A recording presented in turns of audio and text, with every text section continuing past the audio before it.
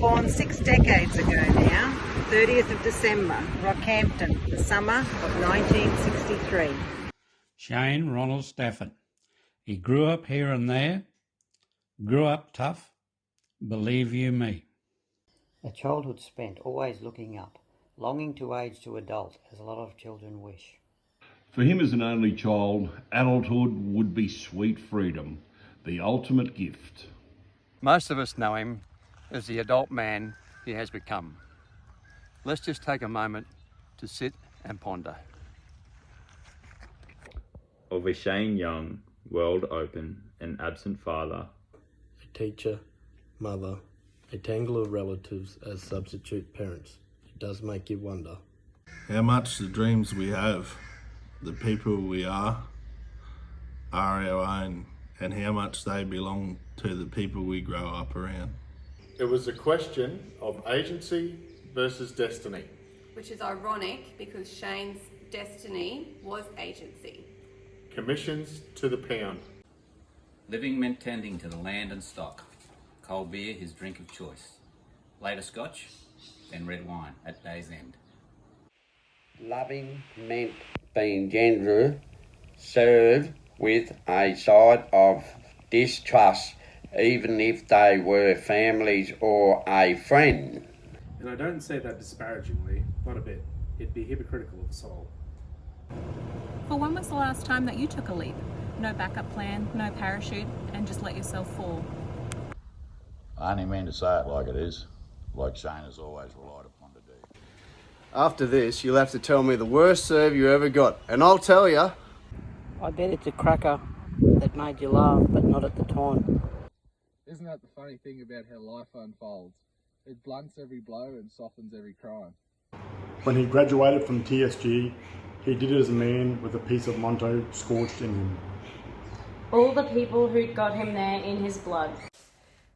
A need to make something of himself his fuel. How he was going to do that, like all teens, about as clear as mud.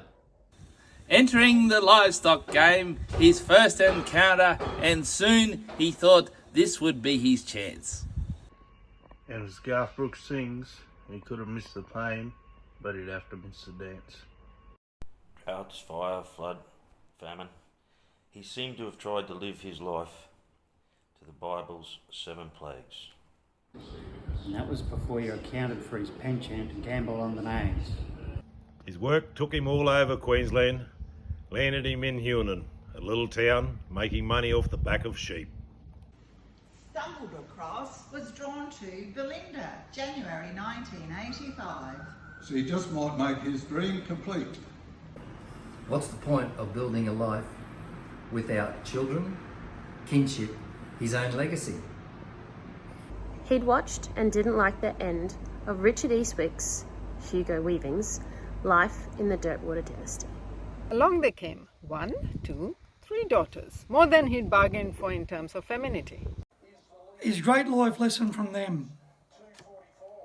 Strength and wisdom aren't exclusive male rights, not tied to masculinity.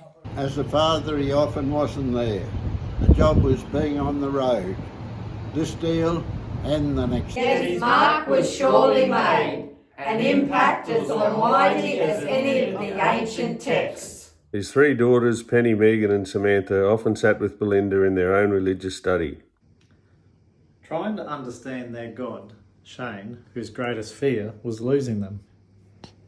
His favourite words, well, let's just say, a little more profane than bloody. The years passed, and as a family they moved from Richmond to Caboolture, Roma, Emerald, and back up north. And his children never forgot that he let them choose. Richmond or Rocky, it was them who set the course. They head back to where they started, with Belinda on the books and Shane out on his own. And the girls learned as their parents had.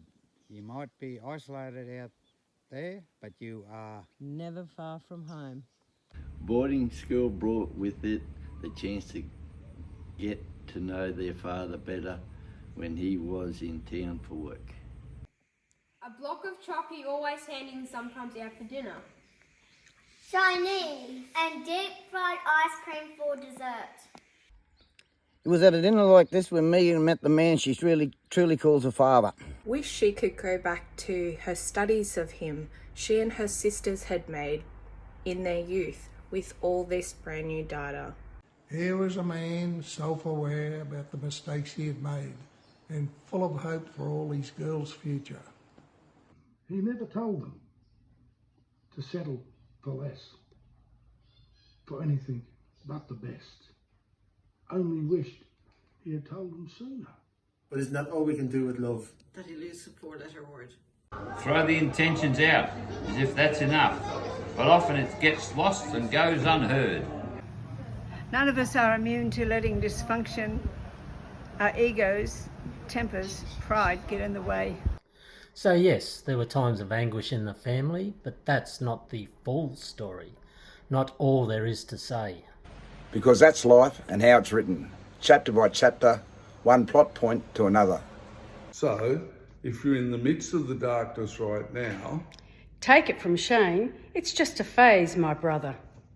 And that takes us, more or less, up to the year 2022. And when Shane and Belinda sold up from Richmond, they moved. There's often turmoil in decisions when you can feel the clouds of others' expectations closing in on you. And Shane struggled with this. Still, he did something harder and stayed true to what he wanted to do. And now they get to call the Burdekin their home. And Shane gets to live out his dream as an Italiano. Making passata, rosella jam, pickling chilies, anything Italian. Delicious. Into the larder it goes. A bit more fishing and a bit more travel. And about the same amount, or maybe more, of racing. Still, you can expect to receive sale reports from him. Cattle industry, he won't be escaping. No doubt, 1 million phone calls made, for hundreds and thousands of cattle sold. Walking sales history report. He remembers every detail, and oh, the tales he could tell about it all. Now at 60, I'm sure Shane's reflecting, and I think so can we, to live a bit like him and chase after what we want and not get stuck on what we make. Instead, get on living. Focus on who we're becoming. And as for you, Shane, better get this straight to the pool room. Or else I'd say, you're dreaming, mate.